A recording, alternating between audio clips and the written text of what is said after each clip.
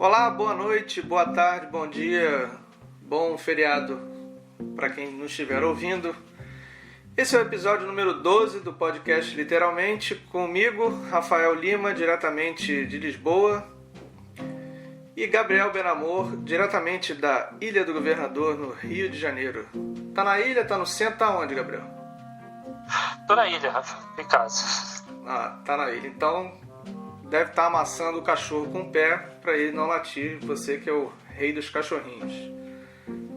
Isso, são dois só. São só dois? Até pouco. Então, é o príncipe dos cachorros. Então, um dia pretendo ter mais. O que temos para hoje? Hoje nós vamos falar de Bienal do Rio de Janeiro, Rafael. Um assunto que a gente até passar, né? A gente não ia falar disso, mas, enfim, algumas pessoas devem já estar sabendo, aconteceram muitas coisas nessa Bienal do Rio. Nosso querido prefeito, nós vamos falar desse assunto aí hoje.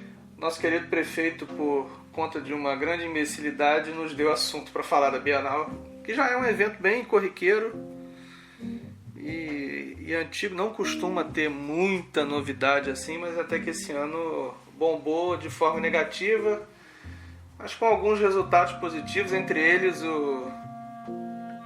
a reação do nosso querido youtuber Felipe Neto ao que fez o nosso prefeito Crivella. Não aguentamos mais concordar com o Felipe Neto, mas que bom que a gente passou a concordar com ele. Que bom, né?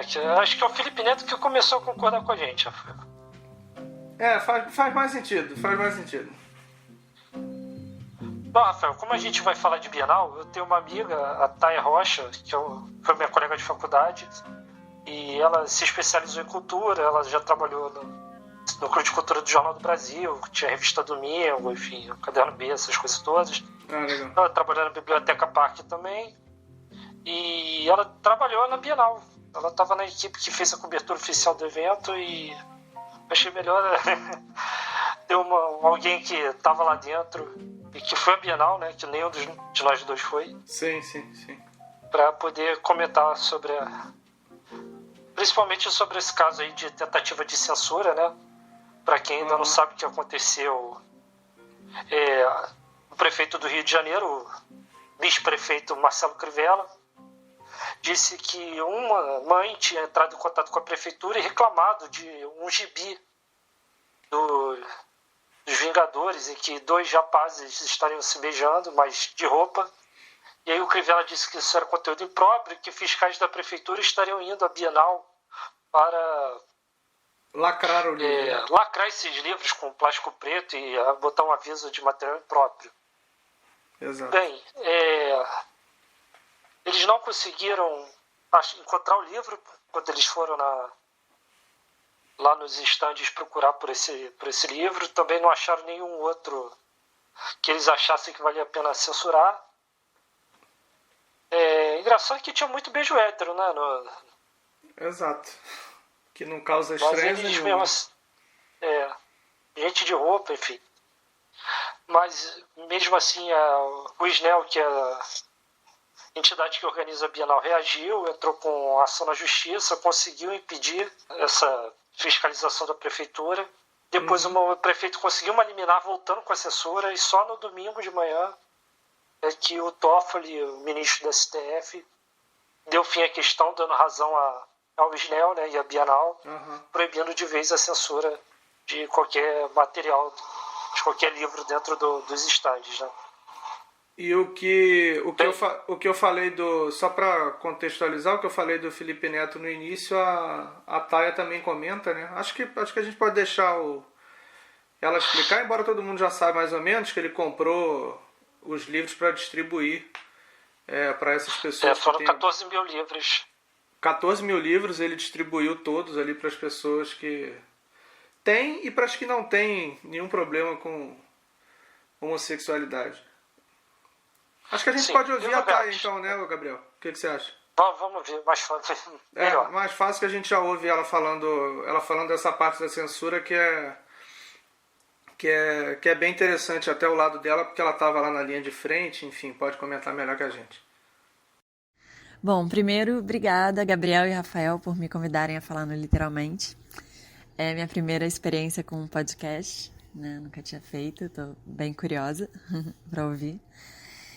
No momento em que eu soube que havia policiais, que a guarda municipal estava lá e tinha a questão de um livro com conteúdo que eles consideravam impróprio, não sei o quê, eu estava batendo matéria, enfim, estava trabalhando, né? Porque eu fiz a cobertura oficial da Bienal para uma agência.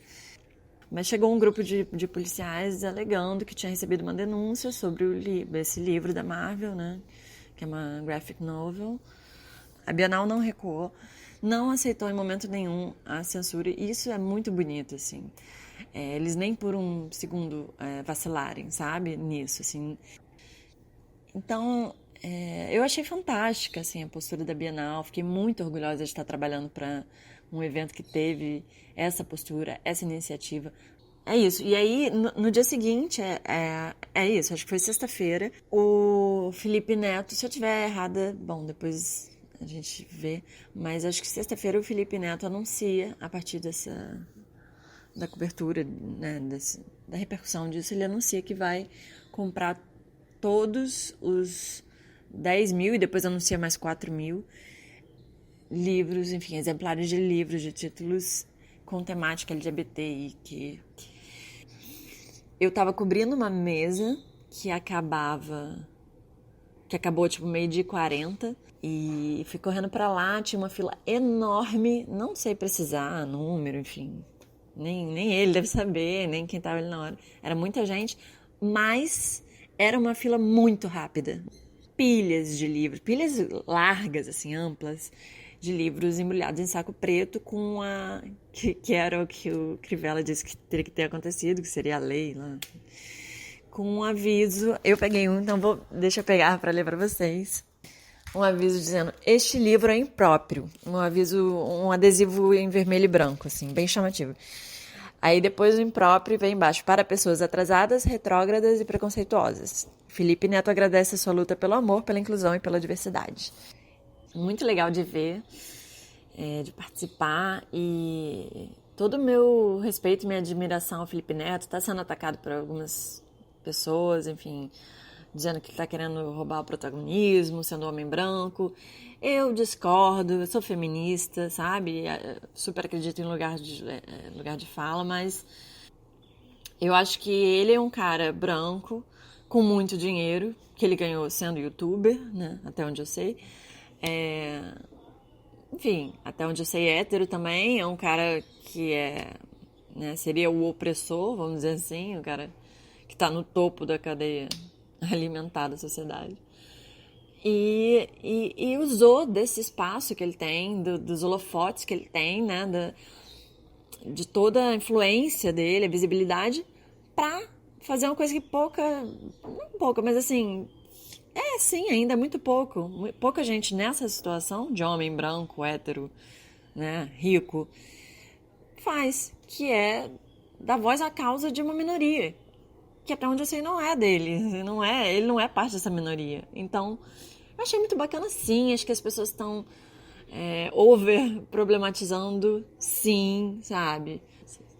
Mas eu sinto falta de coisas assim, eu sinto falta de gente falando impeachment, acho que a gente está muito acuado, acho que a oposição está engolindo muita coisa, e não só a oposição, a pessoa pode cagar para a política, pode nem ser uma pessoa interessada em política, mas os brasileiros estão muito acuados, a gente está vendo o que aconteceu com a Amazônia, enfim, e a gente está quieto assistindo um estado de choque. Então eu acho que o que o Felipe Neto fez foi ir contra essa apatia, essa anestesia que a gente tá por ver tanta merda, né? Por ver tanto absurdo. E a gente tá muito acuado. Então eu achei que o que o Felipe Neto fez foi um grito de assim, não, eu posso fazer alguma coisa. E ele pode, ele fez, sabe? Eu achei o máximo, parabéns, Felipe Neto, que nunca vai me ouvir, eu acho. Mas assim, virei fã. Eu já tava acompanhando a mudança. Na verdade, eu nunca achei, eu até fiz um post sobre isso esses dias. Eu nunca achei o Felipe Neto um cara burro ou fútil. Eu acho que ele era um cara novinho, adolescente, mas eu sempre achei ele sagaz, inteligente, sabe? E divertidíssimo. Eu morro de rir com ele, eu acho ele um palhaço. É um palhaço no bom sentido, né?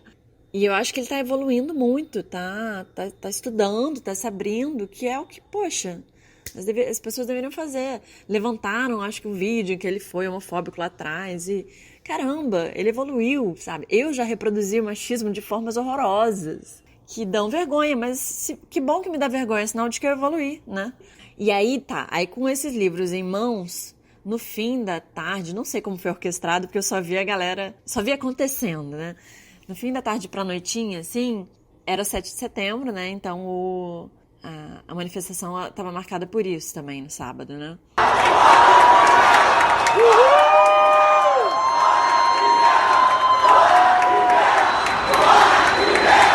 Assim, hordas de adultos, jovens, crianças, todo mundo com os livros distribuídos na mão, gritando, não vai ter censura, não vai ter censura. Entrando, sabe, Bienal adentro, assim, pavilhões e pavilhões adentro. E muito emocionante, arrepiante, assim, sabe? Isso acontecendo num ambiente de livro, de leitura. Foi tão bonito aquele barulho. No caso, já é um evento meio barulhento, porque é muita gente. E não é um evento enfim, não é como uma biblioteca que você senta para ler, né? Ele é um evento realmente de venda e de programação. Então, já é barulhento, mas assim... você botar um protesto, uma manifestação, quase uma manifestação de rua dentro da Bienal, foi muito mágico, foi muito emocionante. Muito, muito. Eu estou muito feliz de ter participado disso, de ter visto isso acontecer, porque é histórico. Acho que talvez não tenha acontecido nada perto disso, assim, nada parecido com isso na Bienal. Não sei se é ousado dizer, mas, enfim...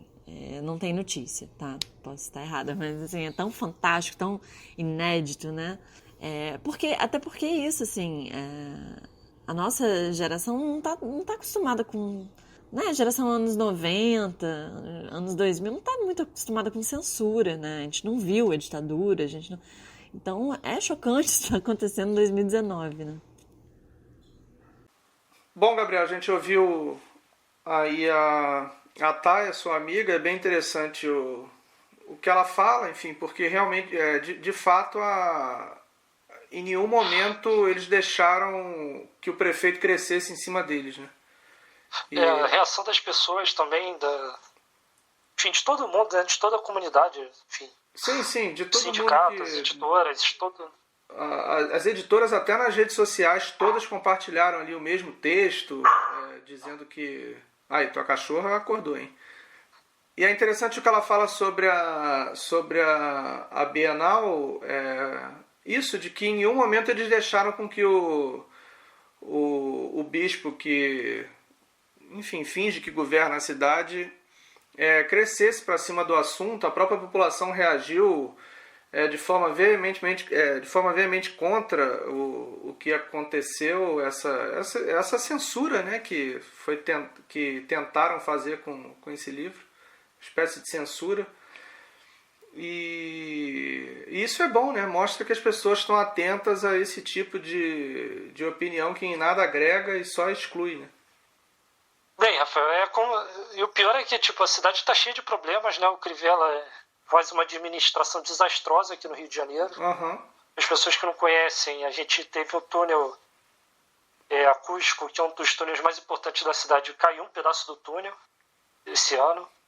Também esse ano houve um deslizamento de terra na Niemeyer, que ficou fechada. Também esse ano, 5 meses atrás, em abril, 10 pessoas morreram por causa de uma chuva, né? Teve um temporal no Rio de Janeiro, que tem vários por ano, todo mundo sabe que chove muito no Rio, e 10 pessoas morreram por causa disso. Teve um desabamento do prédio construído por milícias, que a prefeitura, em momento nenhum, foi lá fiscalizar, para saber o que estava acontecendo. Exato. Deixou um prédio totalmente ilegal ser levantado e pessoas morarem lá dentro. Você falou das chuvas, os gastos com enchentes e chuvas foi de apenas 20% em relação ao que era, ou seja, é um número completamente absurdo, e a gente teve mortes de pessoas, enfim. Enfim, é isso. Fecha creche, fecha hospital, fecha tudo, e ele quer aparecer fiscalizando um beijo entre duas pessoas. Bem, Mas também teve coisa boa na Bienal bem, o melhor ponto da Bienal é sempre o encontro com os autores e os leitores, né? Uhum. Embora eu tenha uma crítica pessoal a esses encontros, porque são feitos em espaços muito pequenos, né, Rafael? Então são poucas vagas para muita gente. Sim. Então 90%, sei lá, estou chutando o número, das pessoas que vão à Bienal não vem em autor nenhum, né? Só vai para comprar o livro mesmo. É porque a Bienal também é um evento talvez mais voltado pro consumo em si, né? Do que... Não é muito flip, né? Que é... A galera quer ver autor, quer pegar autógrafo, quer ouvir palestra, quer ouvir polêmica. A Bienal, por acaso, esse ano teve polêmica, mas dificilmente tem, né? É verdade. É um evento mais assim que passa... A polêmica vem de fora, né? Exato. Mas uma outra crítica que eu tenho à Bienal também são os preços de acesso, né? Porque são 30 euros para entrar... Desculpa, são 30 reais para entrar, 28 reais para o estacionamento e criança paga meia, ou seja, 15 reais. Se um casal for com seus 2 filhos, por exemplo, de carro, já lá se vão mais de 100 reais nessa brincadeira, o que já deixa para trás pelo menos uns 4 livros. Né? Então não é um evento muito acessível assim para uma família completa, né? É um preço um tanto quanto exorbitante. Olhando pelo lado do preço, eu acho que não vale tanta pena não para quem vive esse ambiente de livro assim diariamente, né? Quem realmente gosta. Uhum. Porque se você não gosta tanto, vá lá uma vez a cada 2 anos, compra os livros lá e vai embora, gasta uns 400, 500 reais e vai ter livro aí por 2 anos. Exato. Bom, mas como nem todo mundo concorda com a gente, vamos ouvir a opinião da Thalia sobre essa importância da Bienal, o que ela acha. Eu estava trabalhando na Bienal, foram 10 dias, né, direto, seguidos, e foi monumental. São 3 pavilhões, são 80 mil metros quadrados de área de exposição interna, né. É isso, eu acho que era uma feira e virou um evento cultural, né? Muito além de venda de livros, né? E isso é fantástico. Então, a programação de debates, mesas, né? Em todo formato possível, seja encontro com autor, seja numa arena jovem, que é a Arena Sem Filtro, seja no Café Literário, que já é uma pegada mais flip, né? Uma coisa assim mais cabeça, mais cult, mais intelectual. Então... Enfim, outras 1000 formas de... Tem os lançamentos das editoras também, nos stands. Enfim, tô falando da Bienal, meio que explicando se é que alguém, né, que tá ouvindo nunca foi. É isso, é um evento monumental. Então, Rafael, nisso ela tem um ponto bom aí, porque realmente a Bienal cresceu muito de tamanho. Sim. Acho que até teve um pavilhão a mais esse ano, enfim, tem novos espaços. Mas agora vamos à parte que realmente interessa, que é o encontro com os autores, né? E ela vai falar sobre um depoimento muito bom com o Stefan Levitsky, né? Que foi o autor de Como as Democracias Morrem, que participou de uma mesa junto com a Lilia Schwartz, que é uma historiadora brasileira. Uhum. Também é autora de um livro sobre o autoritarismo brasileiro. Eles fizeram uma das mesas, até eu estava lá e falou como foi. Aí. E também tem um furo de reportagem aí, né? Vamos ver. Em relação às mesas e aos encontros, né? Gostei de muitos, mas me marcaram muito. Uma sobre Machado de Assis e a literatura negra, né? E a negritude de Machado de Assis, né? Que vem sendo muito discutida com o movimento Machado de Assis Real, que questiona a representação dele em imagens em que ele está totalmente branquificado, né? E aí não adianta falar que a foto era preta e branca, a qualidade era ruim, que a gente sabe que não é só isso, né?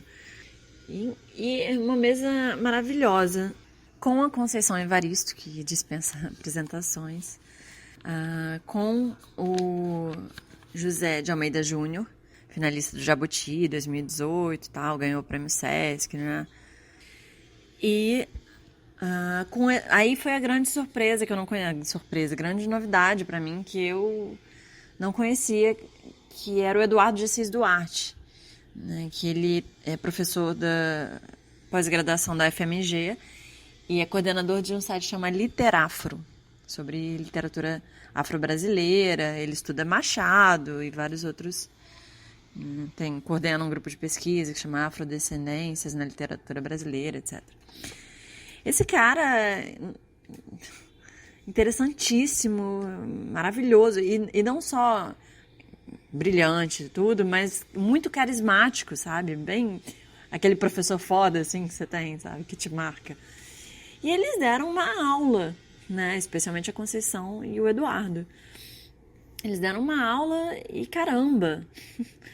Me botaram para repensar muita coisa, assim. Então, quando eles falaram de Machado de Assis, especificamente, eles questionaram o mito do Machado de Assis passivo em relação à causa negra, né? Enfim, a questão de não ser anacrônico, né? De você contextualizar e de mostrar que não só na época era difícil, né? Protestar ou ser contra. A literatura dele falava sobre brancos, falava para brancos, porque eles também levantam que 84% da população brasileira era analfabeta. E quem eram esses 15% alfabetizados que liam e escreviam? Era branco, né? Então ele falava para branco, os personagens eram brancos, geralmente, né? Os protagonistas. Mas então ele usa a literatura para ser super irônico, né? Para botar um Simão Bacamarte maluco, para botar um Brás Cubas canalha. Para mim, uma das melhores falas dele foi... eu já falei para o Movimento Negro, né? Já fiz palestras no Movimento Negro, e eles me questionaram, mas qual foi o grande herói negro do Machado? E aí eu perguntei, mas qual foi o grande herói branco? Bentinho? Né? Aquele homenzinho, né? Ridículo, pequeno, medroso de ter sido traído, do lado daquele mulherão que era a Capitu. Então, muito legal, assim, a palestra dele, a fala dele. E ele mostra isso, assim, ele ridicularizava com toda a elegância, mas, né, a ironia dele ridicularizava os brancos, a elite, né? Então ele estava por dentro, ironizando, e isso, né, na sala de estar dos brancos, rindo daquela gente toda e todos aqueles costumes, né? Então, achei fantástico. E aí também, claro, como jornalista, ele, né, a causa abolicionista sempre bateu muito nessa tecla e tal. Outra que eu gostei muito, que também me senti muito privilegiada de estar ali tão perto e, enfim, de estar assistindo, né, um professor de Harvard falar, e tão importante nesse momento, foi sobre autoritarismos e democracias.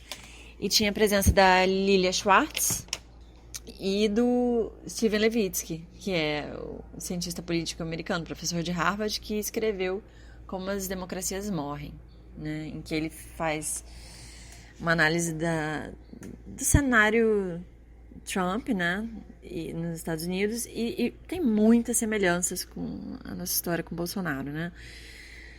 Foi fantástica, foi muito acelerada, muito. Fiquei desesperada cobrindo porque tanto a Lilia quanto o Steven falavam muito rápido, a tradução estava ótima, tradução simultânea, né, com fone, estava excelente, mas, nossa, eu não queria perder nada do que eles falavam, então minha mão doía, que era uma coisa, e a caneta acabou, assim, de tanto que eu escrevi. Maravilhosa a mesa, maravilhosa. Que sorte, que privilégio estar ali.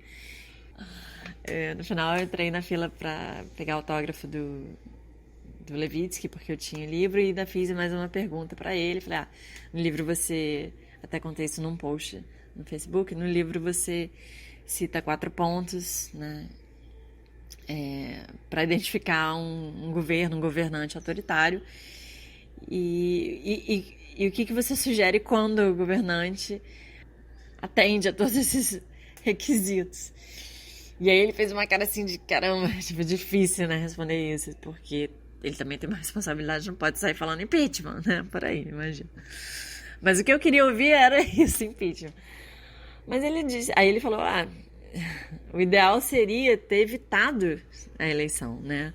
E aí ele contou que foi a São Paulo em julho do ano passado e fez umas 5 palestras para o empresariado, enfim, que chamaram ele, enfim, convidaram ele, e que ele falou em todas. Se vocês têm aqui no Brasil um exemplo de autoritário, e vocês não podem eleger esse homem. E a gente sabe que, né, o empresariado todo apoiou a eleição do Bolsonaro. E aí ele falou assim, mas eu acho que o Brasil tá fighting back, tá reagindo, tá revidando. E aí ele apontou o meu livro Ensacado do Felipe Neto, ele estava a par, claro. E ele falou, e esse aqui é o tipo de iniciativa que a democracia precisa.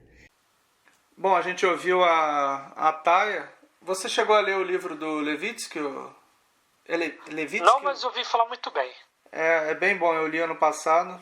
E a Lilia Schwartz também tem um sobre o Brasil, para quem quer entrar um pouco sobre a história do Brasil. O Brasil é uma biografia bem interessante também, porque ela passa sobre todos os períodos de 1500 para cá e dá para ter uma noção boa. Ela escreve muito bem. Mas Sim, é ela isso. tem um canal no YouTube também. Ah, tem? Eu não sabia. Bom saber. É. Então, Rafael, primeiro eu queria agradecer a Taya pela disponibilidade dela de mandar esse depoimento dela pra gente, porque quando eu falei com ela ainda estava trabalhando, né? Enchendo o saco da menina, Gabriel. Lamentável. Exatamente, né? Não, mas obrigado mesmo, porque é bom quando participa alguém de fora, primeiro que não ficam ouvindo só a gente, segundo que é sempre bom ter mais uma opinião, né? Mas agora vamos falar do que realmente importa na Bienal, que são os livros. Vamos sair desse lado capitalista aí do consumo. Uhum. E vamos falar de... Eu separei 5 livros, você também separou 5 livros, né, Rafael? Livros para o Crivella. Livros que vão irritar o vice-prefeito, todo tipo de temática que ele não gosta, ou que ele gosta e se sente culpado de gostar. Isso. Exato. Quer começar? Posso começar. Vou passar rápido porque os meus livros são mais best-sellers e tal, e então a galera já conhece. Acho que você fez uma lista muito mais rebuscada que a minha, então a minha é mais para quem gosta de livro que está na estante ali na entrada da livraria. O teu é mais para quem gosta de ir lá catar em sebo e tal. Bom, o primeiro é o Orlando, da Virginia Woolf, em que ela conta a história de um homem que do dia para o outro acorda mulher e se torna imortal também. Então ela passa pelos 350 anos da vida dele, ou dela, aí depende. Então trata sobre questões de gênero, é um livro muito estudado em cursos sobre gênero, sobre mulheres. Já é um livro de 1928, quase na fase final da vida da Virginia, e é um clássico da literatura inglesa. O segundo é o Queer, que é um livro do William S. Burroughs, que é daquela galera da geração Beat, amigo do Jack Kerouac, do Allen Ginsberg. É escrito por um alter ego dele no México, que está tentando se livrar das drogas, e é sobre uma paixão que ele tem por um amigo. Também tem essa temática homossexual. O livro foi escrito em 1952 e só foi lançado em 1985, muito por conta desse assunto que é tratado no livro, que era em 1952. Você pode imaginar o que era tratado o tema da homossexualidade num livro, né?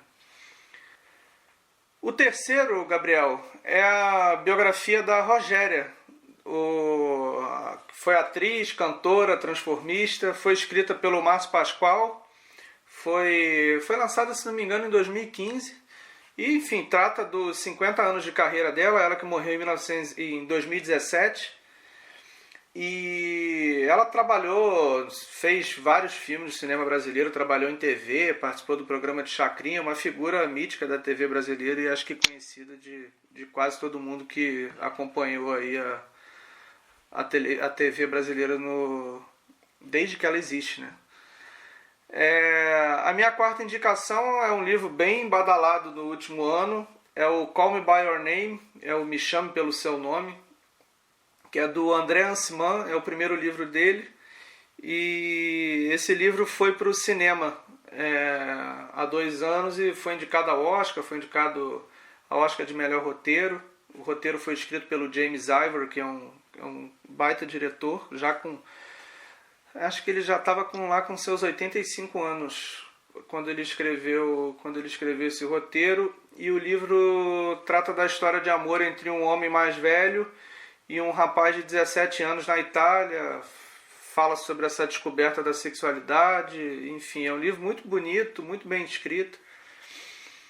E a última indicação, como o nosso querido prefeito decidiu proibir a exibição de um quadrinho, quis lacrar um quadrinho, eu vou indicar um quadrinho que também fala sobre um casal homossexual, é um amor entre 2 mulheres, 2 meninas, que é o A Vida de Adele, que também tem o filme, que ganhou o Festival de Cannes, que no Brasil saiu com o nome de Azul é a Cor Mais Quente. O filme ganhou a Palma de Ouro. É porque é o nome do filme, né? É o nome do filme, mas na verdade o nome original do filme é A Vida de Adele, em francês. Não tem nada de azul e a cor mais quente, não. Isso foi uma tradução. Porque uma das meninas tem o cabelo azul, pela qual a personagem se apaixona, que é uma menina mais avançada sexualmente falando, ela já tem mais experiências e tal.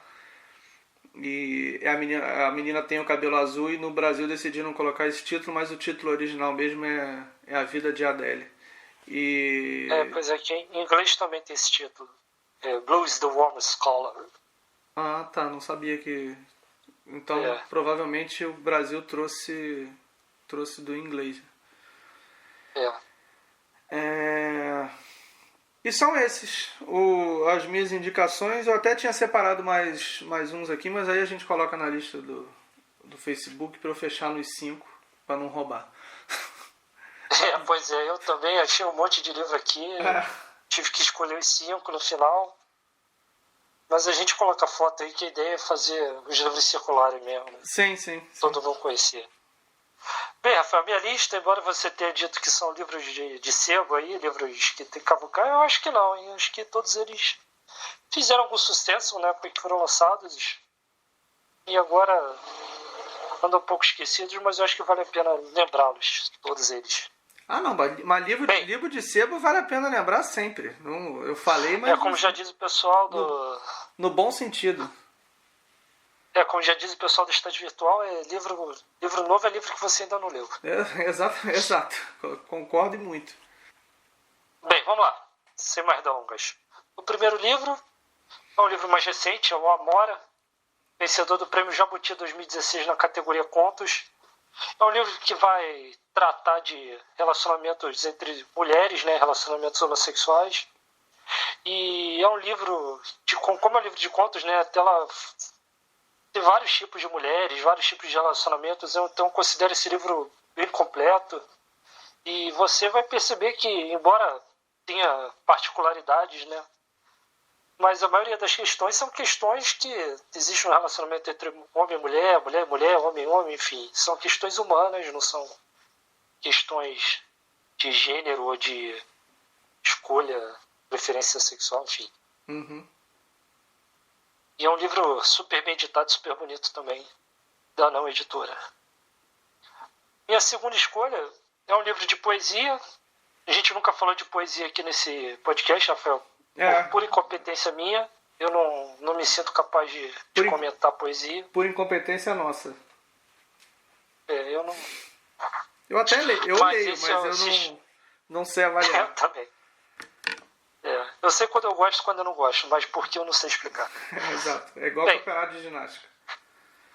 Esse eu gostei, se chama Um Útero, é do tamanho de um punho, escrito pela Angélica Freitas.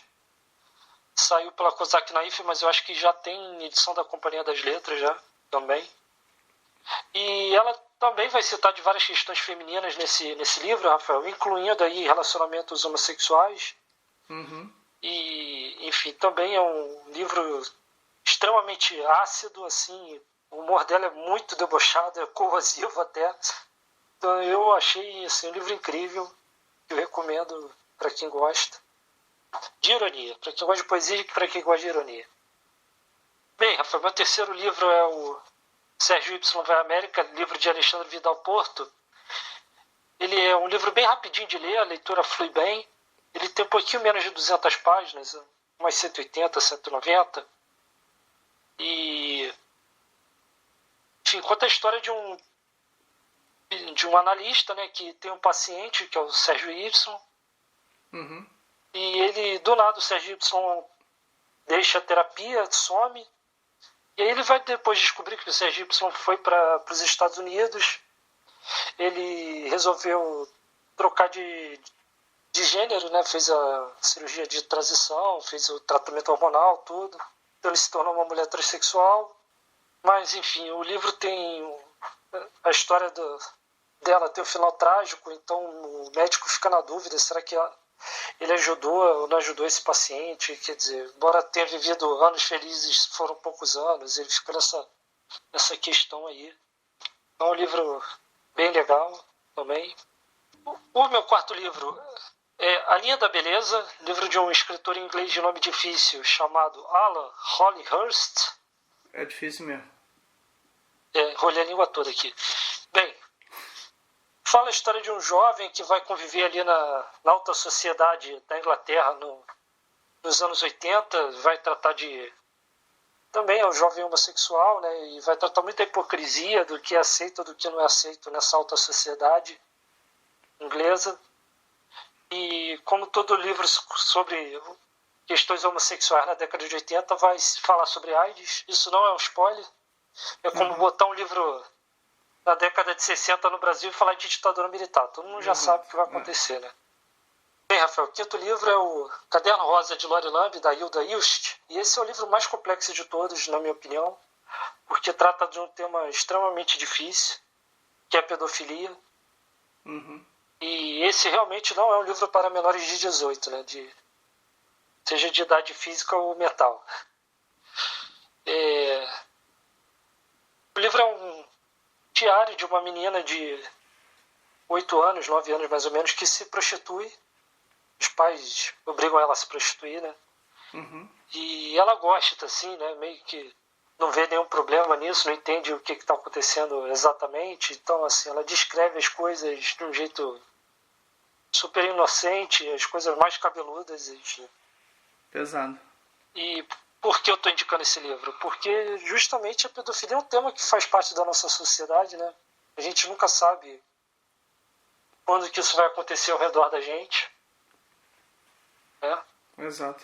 E quando acontecer a gente tem que ter alguma casca para poder lidar com isso, né? E é por isso que eu acho que a arte precisa ser livre e circular livremente, abordar qualquer tipo de tema. Exato. Porque só assim que a gente vai conhecer as nossas emoções e amadurecer mesmo, né? Para poder enfrentar esses assuntos. Então, Rafael, essa é a lista dos 10 livros que o bicho-prefeito não pode ler, mas você pode. Exato. No Facebook, lá nos nossos posts, a gente pode colocar mais alguns, os que a gente deixou de fora. Sua cachorra quer participar também, pelo que podemos ouvir.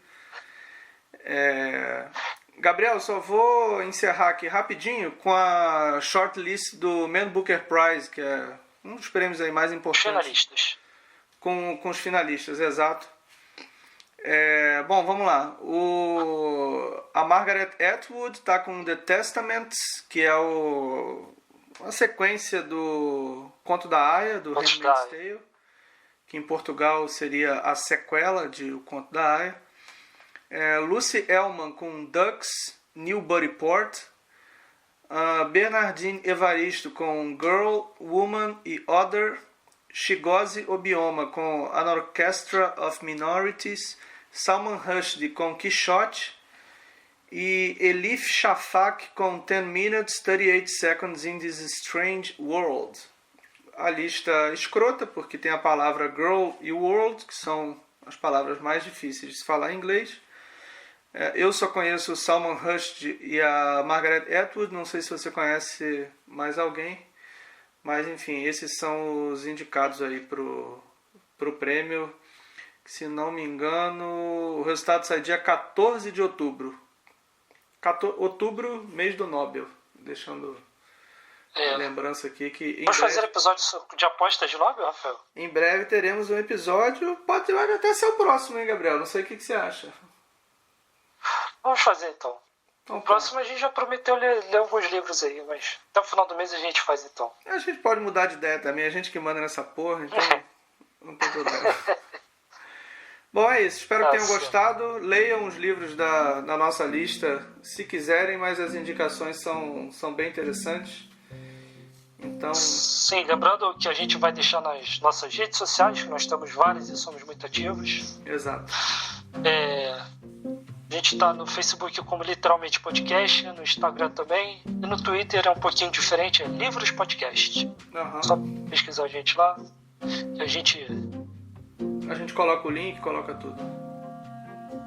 Certo. Beleza? Um abraço então, Rafael. Um abraço a todos. Obrigado a todos, obrigado a Taia pela participação. Até a próxima.